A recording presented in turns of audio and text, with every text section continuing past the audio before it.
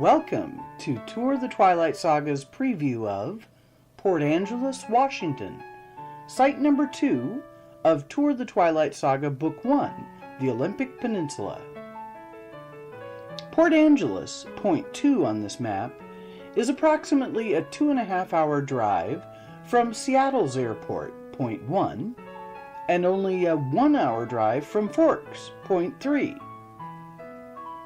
There are 6 novel locations in Port Angeles, and the top 4 are all found on the same block. Stephenie Meyer based the name of Bella and Edward's first date restaurant, La Bella Italia, on the real-world Bella Italia restaurant in Port Angeles. According to the Twilight and Forks documentary, she even phoned Bella Italia to discover their menu items during her research while writing Twilight. This phone call led her to selecting a mushroom ravioli entree as what Bella would order. Once only served during the fall mushroom season, thanks to the Twilight Saga, Bella's mushroom ravioli in creamy bechamel with Olympic forest mushrooms is available year-round. This dish is divinely delicious, even if you're not a Twilighter. Bella Italia is a beautiful restaurant, but it looks nothing like the novel's restaurant description or the set design that Stephenie collaborated on. For that, you need to go to Michael's Seafood and Steakhouse. From the front door of Bella Italia, take the crosswalk to the other side of the street. That's Michael's Seafood and Steakhouse. Go in the door and down the stairs to reach the restaurant.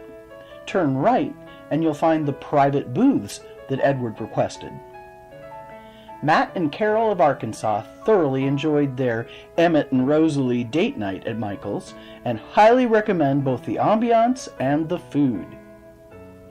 Michael's commonly has crab or chicken gnocchi on the menu, something that was Stephenie's first choice for Bella's entree. If you don't have 2 nights to dine in Port Angeles, at least pop to Michael's for a drink after enjoying Bella's mushroom ravioli.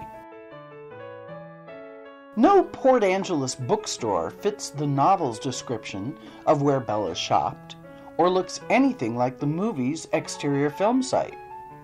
That building is found in St. Helens, Oregon, and Tour the Twilight Saga Book 3. The Port Book and News, however, is only a couple doors west of Bella Italia, so it's perfect for Twilighters seeking to snap pics in front of a Port Angeles bookstore. A few doors east of Bella Italia is the Lincoln Theater. One of only 2 movie theaters in Port Angeles, this is where Forks teenagers go to watch zombie action movies and the like. It also happens to be architecturally similar to the Vancouver, British Columbia Theatre, where all New Moon exterior Port Angeles movie theater scenes were filmed, a place you'll read about in Tour the Twilight Saga Book 2. Since it's right next to Bella Italia, the Lincoln Theater is the perfect place for snapping Twilight Saga Port Angeles theater pics.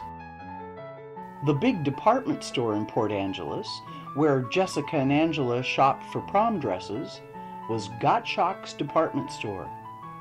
Alas, Gottschalk's closed in 2009 and has been replaced by the Country Air Natural Food Market. The film site for those scenes is in St. Helens, Oregon. Lastly, the Port Angeles McDonald's is not a short walk from the movie theater, as Stephenie Meyer described it in New Moon. It's more like a 35-minute walk, and it's not all that interesting anyway.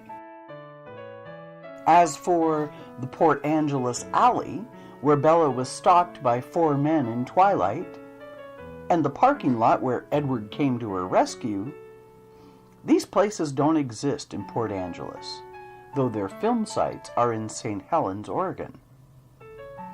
Similarly, One-Eyed Pete's Bar doesn't exist anywhere in the real world, but its film site can be found in Vancouver, British Columbia, right around the corner from where all exterior Port Angeles movie theater scenes were filmed. One last Port Angeles Twilight Saga point of interest is the William R. Fairchild International Airport, aka Bella's Airport. Rather than make Charlie drive 7 hours to pick up his daughter at the Seattle-Tacoma International Airport, Stephanie had Bella fly to Port Angeles when she moved back to Forks. Twilighters who want to physically follow in Bella's footsteps can do the same thing by hopping on a puddle jumper to fly from SeaTac to Port Angeles. The Olympic Peninsula Airport Options file, available for free on Tour the Twilight Saga Book 1's Twi Tips and Maps directory, will help you decide if this is something you want to do. However you reach Port Angeles, our Port Angeles maps will help you find all the Twilight Saga sites here. It's yet another freely available PDF found on Tour the Twilight Saga Book 1's Twi Tips and Maps directory. After all, our ultimate goal is to help you have the most twilicious Olympic Peninsula Twilight Saga tour possible. Happy twilighting!